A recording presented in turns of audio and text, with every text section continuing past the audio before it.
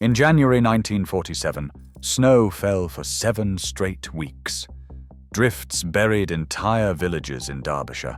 Trains froze to the tracks, and your grandmother kept her family alive with tricks that modern survival experts are only now rediscovering.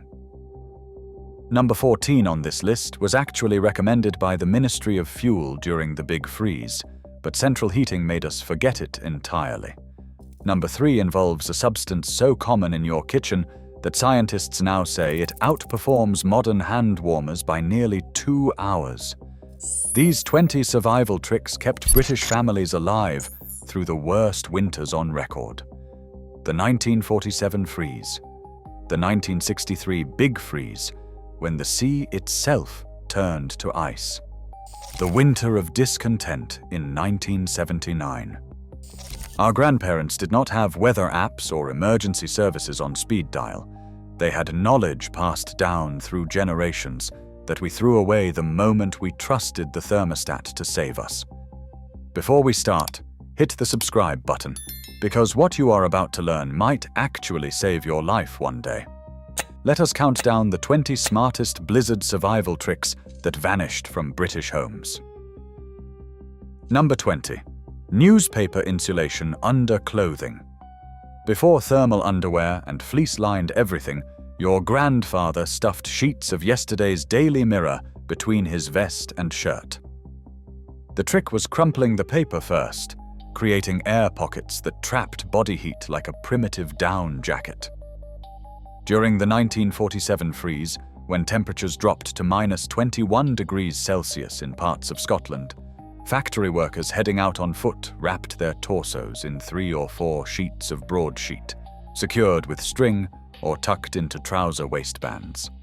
A full newspaper cost just 1.50 pennies, and it worked better than nothing at all.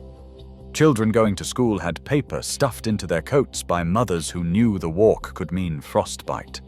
The rustling sound gave it away, but nobody laughed. They were too busy surviving. When synthetic insulation became cheap in the 1970s, the newspaper trick vanished almost overnight. Yet homeless shelters still teach it today, proof that your grandfather was on to something science only later confirmed. Number 19. The draft snake made from old stockings. Every house in post-war Britain leaked heat like a sieve. Single-glazed windows rattled in their frames, and gaps beneath doors let in whistling drafts that chilled ankles and sent heating bills soaring. Your grandmother's answer was the draft snake, a long tube of old stockings stuffed with sand, sawdust, or dried pulses, laid along the bottom of every exterior door. Some women sewed fabric covers in cheerful patterns, turning necessity into decoration. By 1953, nearly every terraced house in the industrial north had at least 2 draft snakes, one for the front door and one for the back. The sand-filled versions were heaviest, staying put even when doors opened. The pulse-filled ones could be heated on the range and doubled as warming tubes for cold beds. Central heating and double glazing made the draft snake seem quaint. But those who remember the Big Freeze of 1963 know that when the power failed, and it did fail, that humble snake was all that stood between comfort and hypothermia. Number 18. Hot water bottle rotation through the family. Rubber hot water bottles cost about 2 shillings in 1955, a significant expense for families already stretched thin. So most households owned just 1 or 2, and mothers developed a rotation system to keep everyone warm through the night. The bottle was filled at bedtime and placed in the youngest child's bed first. After an hour, it moved to the next child.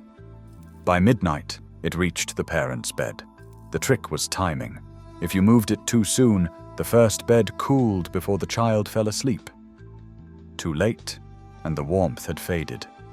Some mothers wrapped the bottle in a flannel cloth, slowing heat loss and preventing burns.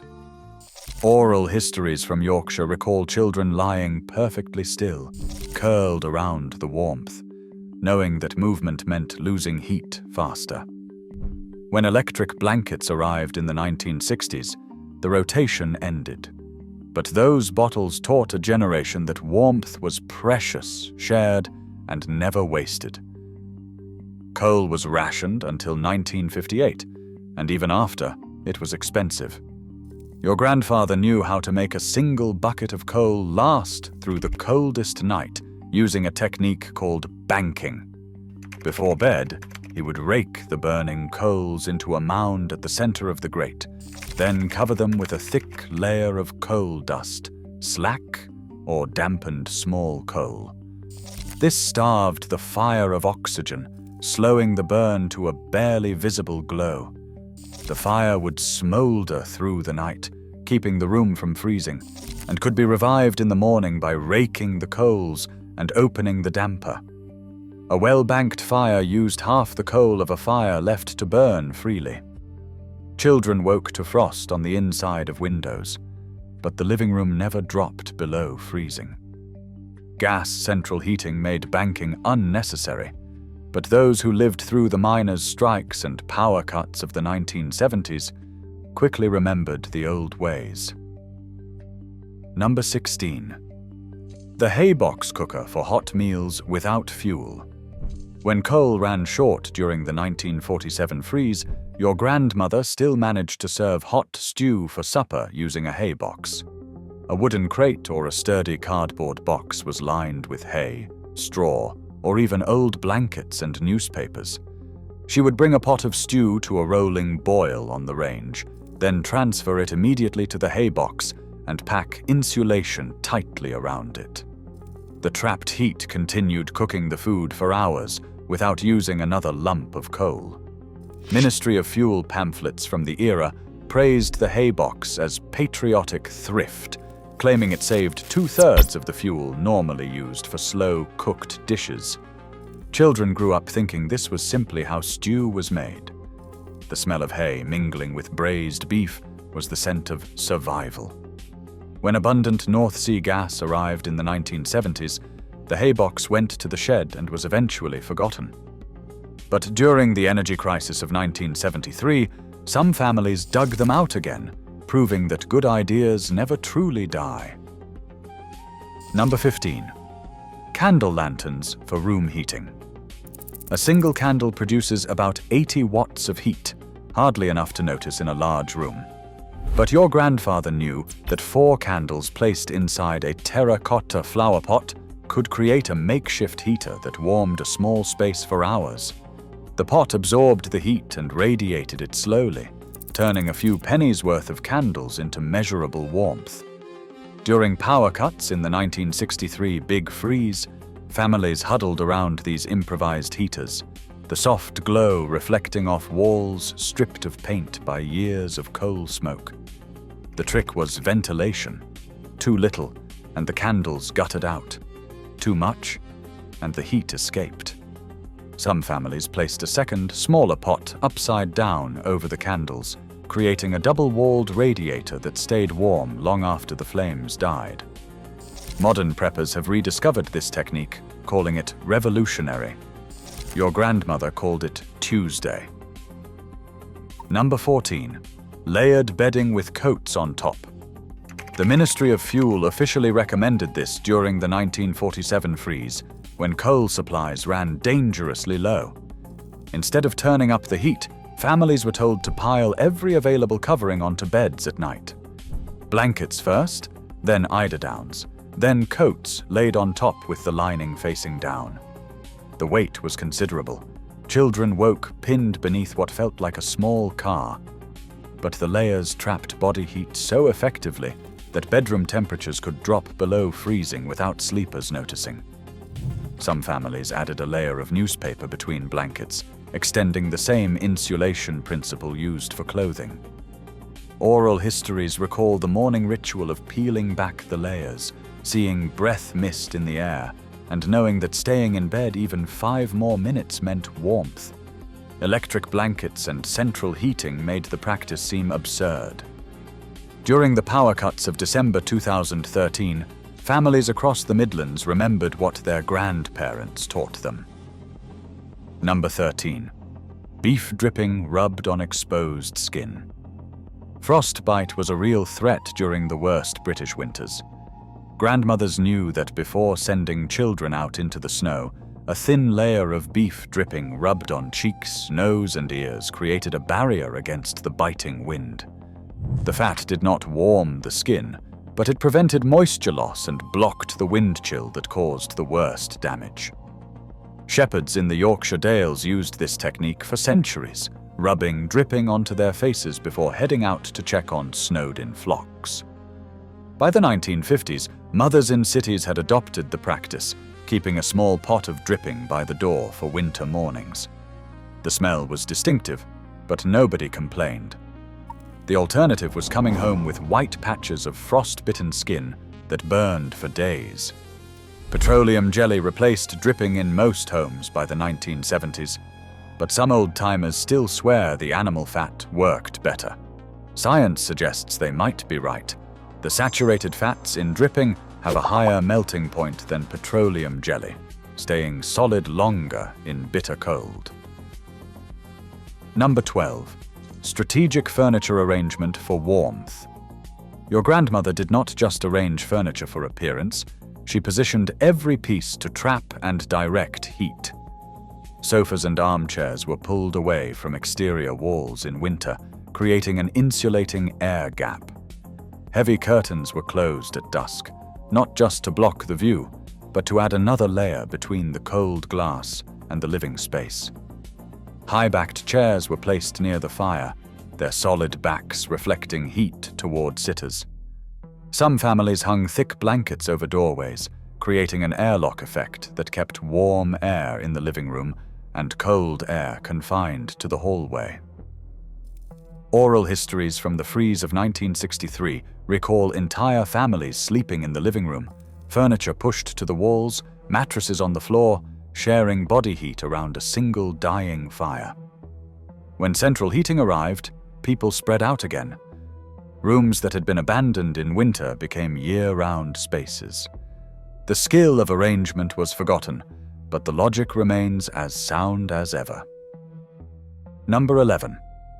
Brick warming for beds. Before hot water bottles became affordable, your grandmother used house bricks. She would place 2 or 3 bricks in the oven of the range and heat them for several hours until they were almost too hot to touch. Wrapped in old towels or flannel, these bricks were placed at the foot of beds to warm the sheets before children climbed in. The thermal mass of a brick held heat far longer than any water bottle. Some bricks were still warm at dawn. The trick was heating them slowly and wrapping them well. Too hot, and they scorched the bedding. Too cool, and they were useless by midnight. Families in mining communities often had dedicated bed bricks, worn smooth from years of use and cherished like heirlooms. When rubber bottles and then electric blankets arrived, the bricks were repurposed for doorstops or garden edging. But those who remember falling asleep with toes pressed against a flannel-wrapped brick know a comfort that no modern device quite replicates. Number 10. Snow as drinking water with purification tricks. During the 1947 freeze, pipes burst across Britain. Millions of homes lost running water for days or even weeks. Your grandfather knew that eating snow directly was a bad idea. It lowered core body temperature, and the energy cost of melting it in the stomach outweighed the hydration benefit. Instead, he collected clean snow in buckets and melted it slowly on the range. But here is the trick the old-timers knew. Melted snow tastes flat and can carry impurities from the air. Adding a tiny pinch of salt, just a few grains, improved the taste dramatically. Boiling was essential if the snow came from anywhere near roads or chimneys. Some families strained the melted water through clean cloth, and a layer of sand collected from the garden. This improvised filter removed soot and debris, leaving water safe for drinking and cooking. When the thaw finally came, cracked pipes flooded basements. But the families who had survived on melted snow were ready, having learned that self-reliance was the only guarantee. Number 9. Wool over synthetics, always. Your grandmother would never have dressed a child in polyester for a blizzard. She knew that wool keeps you warm even when wet, while synthetic fabrics become cold, clammy death traps. The secret is wool's structure. Each fiber contains tiny air pockets that retain heat, and the material can absorb up to 30% of its weight in moisture without feeling damp.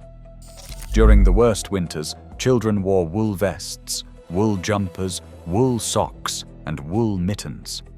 Every layer was natural fiber. Cotton was avoided next to the skin because it absorbed sweat and chilled quickly. Oral histories recall mothers knitting through autumn evenings, building stockpiles of woolen garments for the cold months ahead. The click of needles was the sound of preparation, of love expressed through labor. When cheap synthetic fabrics flooded the market in the 1970s, wool seemed old-fashioned and itchy. 2 generations later, outdoor survival experts are telling us exactly what your grandmother knew all along. Number 8. Onion syrup for cold and cough. Blizzards brought more than cold. They brought illness. Trapped indoors with poor ventilation and limited fresh food, families fell ill with coughs and colds that lingered for weeks. Your grandmother's remedy was onion syrup, made by layering sliced onions with sugar in a jar and leaving it overnight. By morning, a thick, sweet syrup had formed at the bottom. A spoonful soothed sore throats and loosened stubborn coughs. The remedy sounds bizarre, but modern research has identified compounds in onions, particularly quercetin, that have genuine anti-inflammatory and mild antibacterial properties. The sugar drew out the liquid through osmosis and made the medicine palatable for children. Some families added a splash of vinegar or a spoonful of honey. Oral histories recall the distinctive smell of the onion jar on the kitchen shelf, a signal that winter had truly arrived. Chemist shops and mass-produced cough syrups made the remedy seem primitive. But it worked. It cost almost nothing, and every grandmother knew the recipe by heart. Number 7. The buried vegetable clamp. When blizzards struck, the corner shop might be unreachable for days. Your grandfather ensured the family had vegetables by building a clamp in the garden before the first frost. He would dig a shallow pit, line it with straw, and pile in root vegetables, carrots, turnips, parsnips, and potatoes. Another thick layer of straw covered the vegetables, topped with a mound of soil. A ventilation shaft made from an old drain pipe prevented rot. The earth insulated the vegetables from the worst cold, keeping them fresh for months. During the 1947 freeze, families who had built clamps in autumn ate well while their neighbors went hungry. The ritual of opening the clamp in deep winter, brushing away snow to reach the straw beneath, and pulling out crisp carrots was a small triumph of planning over chaos.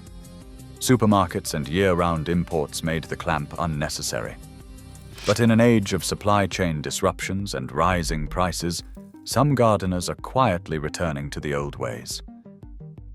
Modern sensibilities find this uncomfortable to discuss, but your grandparents knew that the most efficient heater available was another human body. During the worst nights of the Big Freeze of 1963, entire families slept together.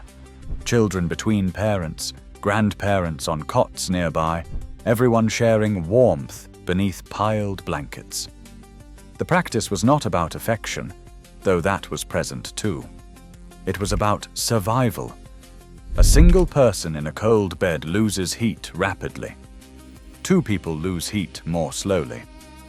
4 people, properly arranged, can maintain comfortable temperatures even when the room drops near freezing. Oral histories recall no embarrassment about this, only practicality. The division of bedrooms, parents here, children there, was a luxury of warmth that cold winters did not allow. When central heating made every room comfortable, the practice ended.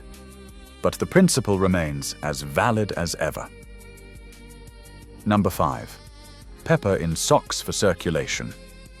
This one sounds like folklore, but your grandmother swore by it.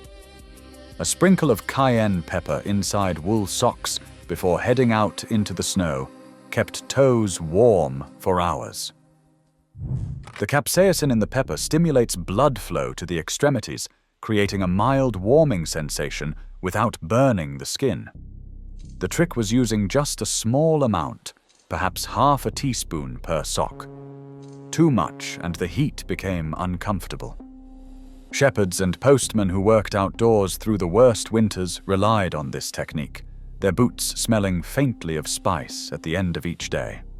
Some families kept a dedicated pepper shaker by the door in winter, used only for socks and never for cooking. Modern chemical hand and foot warmers work on different principles, oxidizing iron to generate heat. But the pepper trick costs almost nothing and requires no special equipment. Try it once and you will understand why your grandmother smiled when you complained about cold feet. Your grandfather did not need a forecast to know a blizzard was coming. He read the signs that generations before him had observed and catalogued.